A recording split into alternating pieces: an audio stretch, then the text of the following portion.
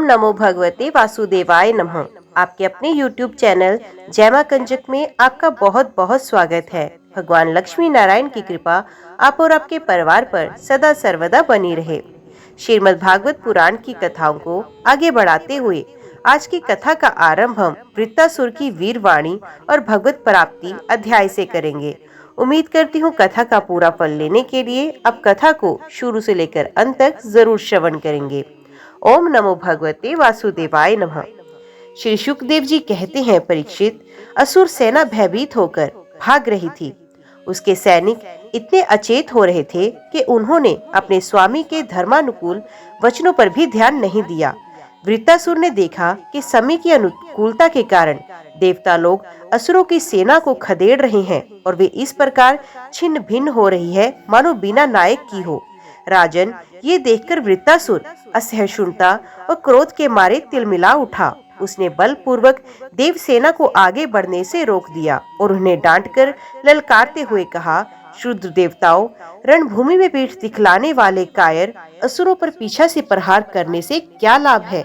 ये लोग तो अपने माँ बाप के मलमूत्र हैं, परंतु अपने को शूरवीर मानने वाले तुम्हारे जैसे पुरुषों के लिए भी तो डरपोकों को मारना कोई प्रशंसा की बात नहीं, और ना इससे तुम्हें स्वर्ग ही मिल सकता है। यदि तुम्हारे मन में युद्ध करने की इच्छा और उत्साह है तथा जब अब जीवित रहकर विषय सुख भोगने की लालसा नहीं है, तो क्षण भर मेरे सामने डट जाओ और युद्ध का मजा चख लो। परीक्षित, वृत्तासुर बड़ा बली था। वे अपने डील डोल से ही शत्रु देवताओं को भयभीत करने लगा। उसने क्रोध में भरकर इतने जोर का सिंहनाद किया कि बहुत से लोग तो उसे सुनकर ही अचेत हो गए। वृत्तासुर की भयानक गर्जना से सबके सब देवता मूर्छित होकर पृथ्वी पर गिर पड़े, मानो उन पर बिजली गिर गई हो। अब जैसे मदोमद गजराज नटखट का वन रोंद डालता है, वैसे ही रणबंकुरा वृत्तासुर हाथ में त्रिशूल लेकर भय से नेत्र बंद किए पड़ी हुई देव सेना को पैरों से कुचलने लगा। उसके वेग से धरती डगमगाने लगी। वज्रपाणी देवराज इंद्र उसकी ये करतूत सह न सके। जब वे उनकी ओर झपटा, तब उन्होंने और भी चिढ़कर अपने शत्रु पर एक बहुत बड़ी गदा चलाई। अभी वे असह गदा वृत्तासुर के पास पहुंची भी न थी कि उसने खेल ही खेल में बाएं हाथ से उसे पकड़ लिया। राजन, परम पराक्रमी वृत्तासुर ने क्रोध से आग बबूला होकर उसी गदा से इंद्र के वाहन ऐरावत के सर पर बड़े जोर से गरजते हुए प्रहार किया। उसके इस कार्य की सभी लोग बड़ी प्रशंसा करने लगे। वृत्तासुर की गदा के आघात से ऐरावत हाथी वज्राहत पर्वत के समान तिलमिला उठा।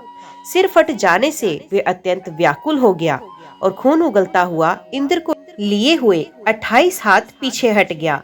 देवराज इंद्र अपने वाहन ऐरावत के मूर्छित हो जाने से स्वयं भी विषादग्रस्त हो गए। ये देखकर युद्ध धर्म के मर्मज्ञ वृत्तासुर ने उनके ऊपर फिर से गदा नहीं चलाई। तब तक इंद्र ने अपने अमृतस्रावी हाथ के स्पर्श से घायल ऐरावत की व्यथा मिटा दी और वे फिर रणभूमि में आ डटे।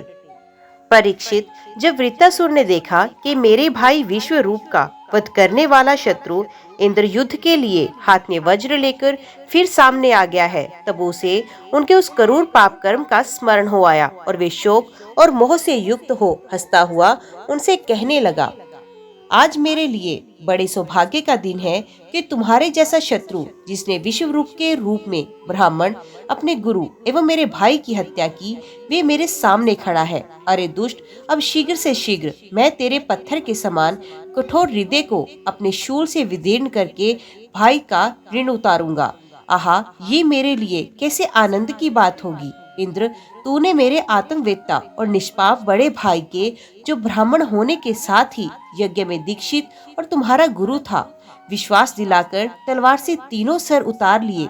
ठीक वैसे ही जैसे स्वर्ग कामी निर्दयी मनुष्य यज्ञ में पशु का सर काट डालता है, दया, लज्जा, लक्ष्मी और कीर्ति तुझे छोड़ चुकी है।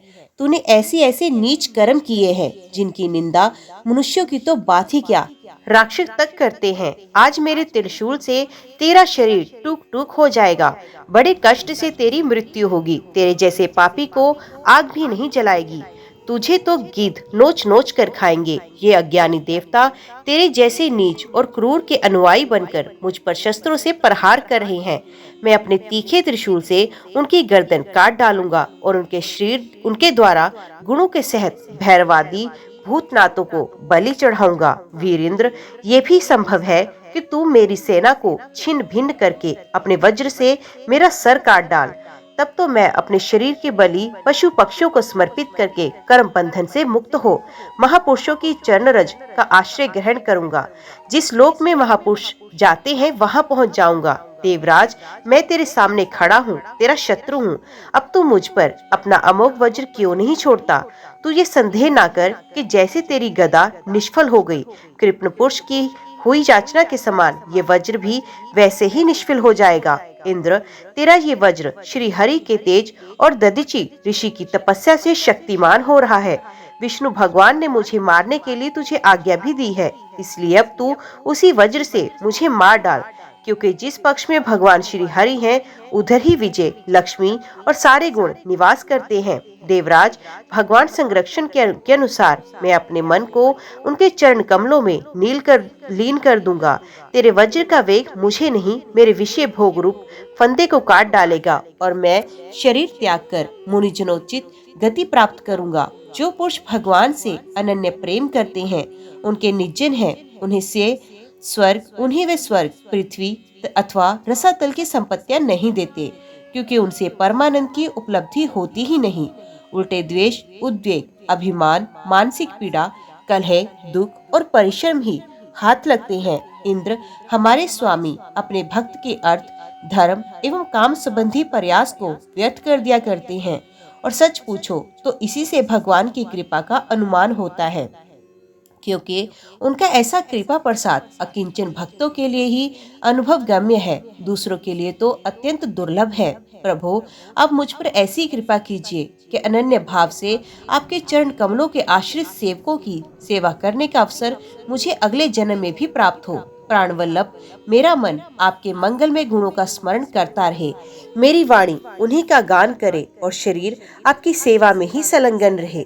सर्व सौभाग्य निधे, मैं आपको छोड़कर स्वर्ग, ब्रह्मलोक, भूमंडल का साम्राज्य, रसातल का एक क्षत्र राज्य, योग की सिद्धियां, यहाँ तक कि मोक्ष भी नहीं चाहता। जैसे पक्षियों के पंखहीन बच्चे अपनी माँ की बाट चोहते रहते हैं, जैसे भूखे बछड़े अपनी माँ का दूध पीने के लिए आतुर रहते हैं, और जैसे वियोगिनी पत्नी अपने प्रवासी प्रियतम से मिलने के लिए उत्कंठित रहती है, वैसे ही कमल नयन मेरा मन आपके दर्शन के लिए छटपटा रहा है।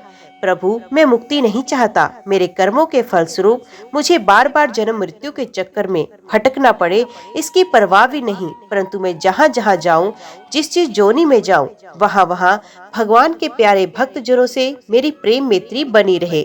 स्वामिन, मैं केवल यही चाहता हूँ कि जो लोग आपकी माया से देह गेह और स्त्री पुत्र आदि में आसक्त हो रहे हैं, उनके साथ मेरा अभी कभी किसी प्रकार का भी संबंध ना हो। श्री शुकदेव जी कहते हैं, राजन, वृत्तासुर रणभूमि में अपना शरीर छोड़ना चाहता था, क्योंकि उसके विचार से इंद्र पर विजय प्राप्त करके स्वर्ग पाने की अपेक्षा मरकर भगवान को प्राप्त करना श्रेष्ठ था। इसलिए जैसे प्रलयकालीन जल में कैटभासुर भगवान विष्णु पर चोट करने के लिए दौड़ा था, वैसे ही वे भी त्रिशूल उठाकर इंद्र पर टूट पड़ा। वीर वृत्तासुर ने प्रलयकालीन अग्नि की लपटों के समान तीखी नोकों वाले त्रिशूल को घुमाकर बड़े वेग से इंद्र पर चलाया और अत्यंत क्रोध से सिंहनाद करके बोला, पापी इंद्र, अब तू बच नहीं सकता। इंद्र ने ये देखकर कि वे भयंकर त्रिशूल ग्रह और उल्का के समान चक्कर काटता हुआ आकाश में आ रहा है, किसी प्रकार की अधीरता नहीं प्रकट की और उस त्रिशूल के साथ ही वासुकी नाग के समान वृत्तासुर की विशाल भुजा अपने 100 गांठों वाले वज्र से काट डाली। एक बाह कट जाने पर वृत्तासुर को बहुत क्रोध हुआ। उसने वज्रधारी इंद्र के पास जाकर उनकी ठोड़ी में और गजराज एरावत पर परिग से ऐसा प्रहार किया कि उनके हाथ से वे वज्र गिर पड़ा। वृत्तासुर के इस अत्यंत अलौकिक कार्य को देखकर देवता, असुर, चारण, सिद्धगण आदि सभी प्रशंसा करने लगे, परंतु इंद्र का संकट देखकर वे ही लोग बार बार हाय हाय कहकर चिल्लाने लगे। परीक्षित, वे वज्र इंद्र के हाथ से छूटकर वृत्तासुर के पास ही जा पड़ा था, इसलिए लज्जित होकर इंद्र ने उसे फिर नहीं उठाया। तब वृत्तासुर ने कहा, इंद्र, तुम वज्र उठाकर अपने शत्रु को मार डालो।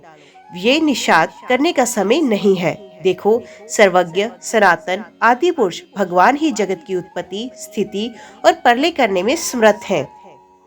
उनके अतिरिक्त देवाभिमानी और युद्ध में लिए उत्सुक आतताइयों को सर्वदा जय ही नहीं मिलती। वे कभी कभी जीतते हैं तो कभी हारते हैं। वे सब लोग और लोकपाल जाल में फंसे हुए पक्षियों की भांति जिसकी अधीनता में विवश होकर चेष्टा करते हैं, वे काल ही सबकी जय पराजय का कारण है। वही काल मनुष्य के मनोबल, इंद्रिय बल, शरीर बल, प्राण जीवन और मृत्यु के रूप में स्थित है। मनुष्य उसे ना जानकर जड़ शरीर को ही जय पराजय आदि का कारण समझता है। इंद्र जैसे काठ की पुतली और यंत्र का हरिण नचाने वाले ने हाथ में होते हैं, वैसे ही तुम समस्त प्राणियों को भगवान के अधीन समझो। भगवान के कृपा प्रसाद के बिना पुरुष प्रकृति, महतत्व, अहंकार, पंचभूत, इंद्रियां और अंतकरण, चतुष्टय, ये कोई भी इस विश्व की उत्पत्ति आदि करने में समर्थ नहीं हो सकते। जिसे इस बात का पता नहीं है कि भगवान ही सबका नियंत्रण करते हैं, वही इस परतंत्र जीव को स्वतंत्र करता भोक्ता मान बैठता है। वस्तुत स्वयं भगवान ही प्राणियों के द्वारा प्राणियों की रचना और उन्हीं के द्वारा उनका संहार करते हैं।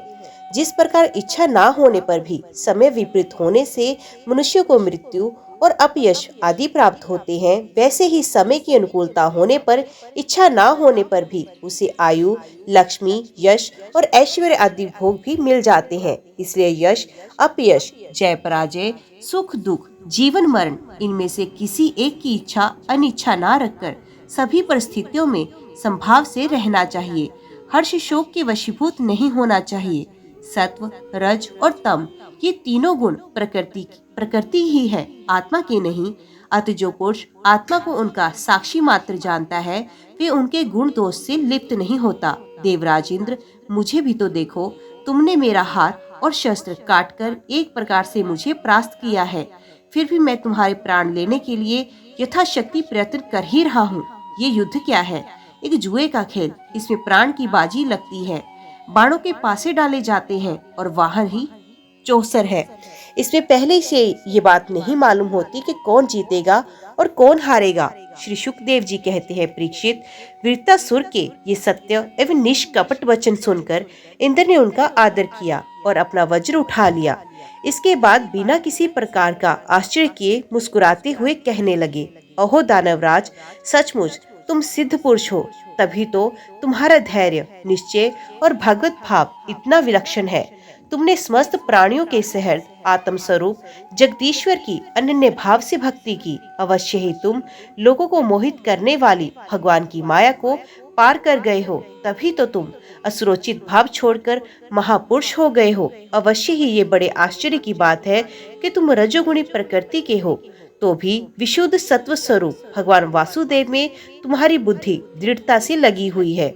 जो परम कल्याण के स्वामी भगवान श्री हरि के चरणों में प्रेम में भक्ति भाव रखता है, उसे जगत के भोगों की क्या आवश्यकता है। जो अमृत के समुद्र में विहार कर रहा है, उसे शुद्ध गड्ढों के जल से प्रयोजन ही क्या हो सकता है।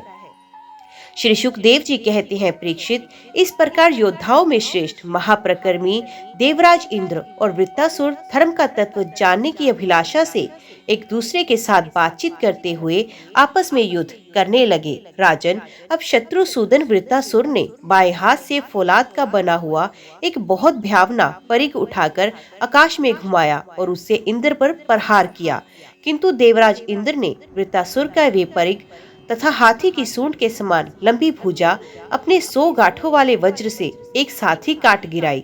जड़ से दोनों भुजाओं के कट जाने पर वृत्तासुर के बाएं और दाएं कंधों से खून की धारा बह निकली। उस समय वे ऐसा जान पड़ा मानो इंद्र के वज्र की चोट से पंख कट जाने पर कोई पर्वत ही आकाश से गिरा हो।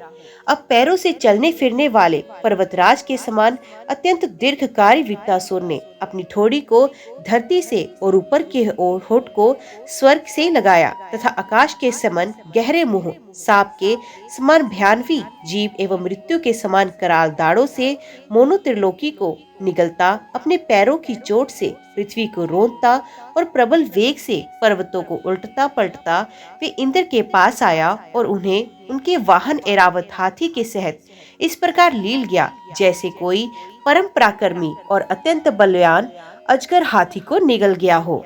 प्रजापतियों और महर्षियों के साथ देवताओं ने जब देखा कि वृत्तासुर इंद्र को निगल गया तब तो वे अत्यंत दुखी हो गए तथा हाय हाय बड़ा अनर्थ हो गया यूं कहकर विलाप करने लगे। बलदैत्य का संहार करने वाले देवराज इंद्र ने नारायण कवच से अपने को सुरक्षित कर रखा था और उनके पास योग माया का बल भी था, इसलिए वृत्तासुर के निगल लेने पर भी उसके पेट में पहुंचकर भी वे मरे नहीं। उन्होंने अपने वज्र से उसकी कोख फाड़ डाली और उसके पेट से निकलकर बड़े वेग से उसका पर्वत शिखर के समान ऊंचा सर काट डाला। सूर्यादि ग्रहों की उत्तरायण दक्षिणायन रूप गति में जितना समय लगता है उतने दिनों में अर्थात एक वर्ष में वृत्रव्रत का योग उपस्थित होने पर घूमते हुए उस तीव्र वेगशाली वज्र ने उसकी गर्दन को सब ओर से काटकर भूमि पर गिरा दिया। उस समय आकाश में दुधम्बियां बजने लगी। महर्षियों के साथ गंधर्व, सिद्ध आदि वृत्त घाती इंद्र का पराक्रम सूचित करने वाले मंत्रों से उनकी स्तुति करके बड़े आनंद के साथ उन पर पुष्पों की वर्षा करने लगे। शत्रु दमन परीक्षित उस समय वृत्तासुर के शरीर से उसकी आत्म ज्योति बाहर निकली और इंद्र आदि सब लोगों के देखते ही देखते स्वर्गलोकोतीत भगवान के स्वरूप में लीन हो गई। श्री शुकदेव जी कहते हैं, महादानी परीक्षित वृत्तासुर की मृत्यु से इंद्र के अतिरिक्त तीनों लोक और लोकपाल तत्क्षण परम प्रसन्न हो गए। उनका भय, उनकी चिंता जाती रही। युद्ध समाप्त होने पर देवता, ऋषि, पितर, भूत, दैत्य और देवताओं के अनुचर गंधर्व आदि इंद्र से बिना पूछे ही अपने अपने लोक को लौट गए। इसके पश्चात ब्रह्मा, शंकर और इंद्र आदि भी चले गए। राजा परीक्षित ने पूछा, भगवान, मैं देवराज इंद्र की अप्रसन्नता का कारण सुनना चाहता हूँ। जब वृत्तासुर के वध से सभी देवता सुखी हुए तब इंद्र को दुख होने का क्या कारण था? श्री शुकदेव जी ने कहा, परीक्षित, जब वृत्तासुर के पराक्रम से सभी देवता और ऋषि महर्षि अत्यंत भयभीत हो गए तब उन लोगों ने उसके वध के लिए इंद्र से प्रार्थना की, परंतु वे ब्रह्म हत्या के भय से उसे मारना नहीं चाहते थे। देवराज इंद्र ने उन लोगों से कहा, देवताओं और ऋषियों, मुझे विषम रूप के वध से जो ब्रह्म हत्या लगी थी उसे तो स्त्री, पृथ्वी, जल और वृक्षों ने कृपा करके बांट लिया। अब यदि मैं वृत्त का वध करूं तो उसकी हत्या से मेरा छुटकारा कैसे होगा? श्री शुकदेव जी कहते हैं, देवराज इंद्र की बात सुनकर ऋषियों ने उनसे कहा, देवराज, तुम्हारा कल्याण हो, तुम तनिक भी भय मत करो, क्योंकि तो हम अश्वमेध यज्ञ कराकर तुम्हें सारे पापों से मुक्त करा देंगे। अश्वमेध यज्ञ के द्वारा सबके अंतर्यामी, सबके सर्वशक्तिमानी परमात्मा नारायण देव की आराधना करके तुम संपूर्ण जगत का वध करने के पाप से भी मुक्त हो सकोगे। फिर वृत्तासुर के वध की तो बात ही क्या। देवराज, भगवान के नाम कीर्तन मात्र से ही ब्राह्मण, पिता, गौ माता, आचार्य आदि की हत्या करने वाले महापापी, कुत्ते का मांस खाने वाले चांडाल और कसाई भी शुद्ध हो जाते हैं। हम लोग अश्वमेध नामक महायज्ञ का अनुष्ठान करेंगे। उसके द्वारा श्रद्धा पूर्वक भगवान की आराधना करके तुम भ्रम पर्यंत समस्त चराचर जगत की हत्या के भी पाप से लिप्त नहीं होगे। फिर इस दुष्ट को दंड देने के पाप से छूटने की तो बात ही क्या। श्री शुकदेव जी कहते हैं, परीक्षित, इस प्रकार ब्राह्मणों से प्रेरणा प्राप्त करके देवराज इंद्र ने वृत्तासुर का वध किया था। अब उसके मारे जाने पर ब्रह्म हत्या इंद्र के पास आई। उसके कारण इंद्र को बड़ा क्लेश, बड़ी जलन सहनी पड़ी। उन्हें एक क्षण के लिए भी चैन नहीं पड़ता था। सच है, जब किसी संकोची सज्जन पर कलंक लग जाता है तब उसके धैर्य आदि गुण भी उसे सुखी नहीं कर पाते। देवराज इंद्र ने देखा कि ब्रह्म हत्या साक्षात चांडाली के समान उनके पीछे पीछे दौड़ी आ रही है। बुढ़ापे के कारण उसके सारे अंग कांप रहे हैं और क्षय रोग उसे सता रहा है। उसके सारे वस्त्र खून से लथपथ हो रहे हैं। वे अपने सफेद सफेद बालों को बिखेरे ठहर जा इस प्रकार चिल्लाती आ रही है उसके श्वास के साथ मछली की सी दुर्गंध आ रही है, जिसके कारण मार्ग भी दूषित होता जा रहा है।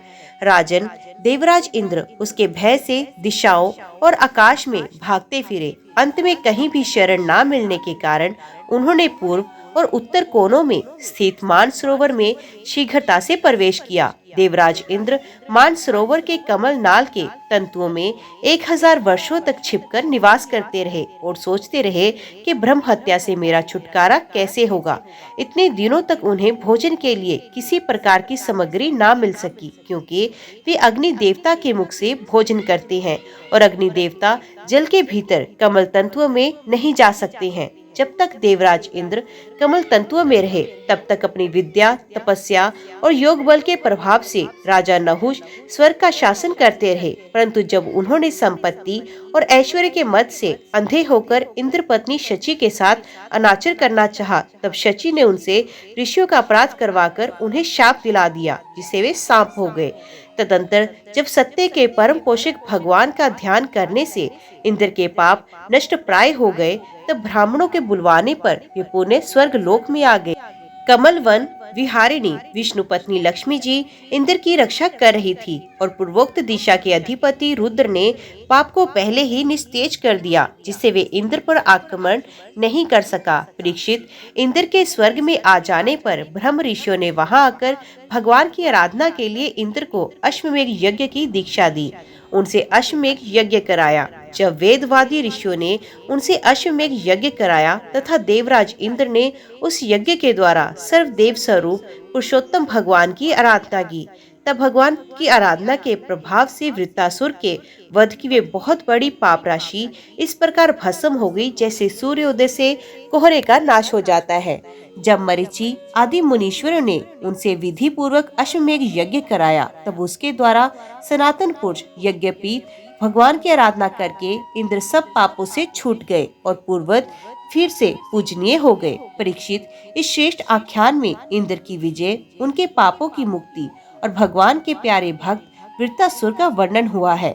इसमें तीर्थों को भी तीर्थ बनाने वाले भगवान के अनुग्रह आदि गुणों का संकीर्तन है। ये सारे पापों को धो बहाता है और भक्ति को बढ़ाता है। बुद्धिमान पुरुषों को चाहिए कि वे इस इंद्र संबंधी आख्यान को सदा सर्वदा पढ़े और सुने। विशेषित पर्वों के अवसर पर तो अवश्य इसका सेवन करें। ये धन और यश को बढ़ाता है, सारे पापों से छुड़ाता है, शत्रु पर विजय प्राप्त कराता है तथा आयु और मंगल की अभिवृद्धि करता है। ओम नमो भगवते वासुदेवाय नमः। आज की वीडियो में इतना ही। उम्मीद करती हूँ वीडियो आपको पसंद आई होगी। वीडियो पसंद आई हो तो वीडियो को लाइक और चैनल को सब्सक्राइब जरूर कीजिएगा। जय श्री हरि लिखकर कमेंट बॉक्स में अपनी हाजिरी और अपने सुझाव देना ना भूलेगा। तो मिलते हैं अगले अध्याय के साथ। तब तक के लिए देखते व सुनते रहिए। जय मां कंजक, जय माता दी।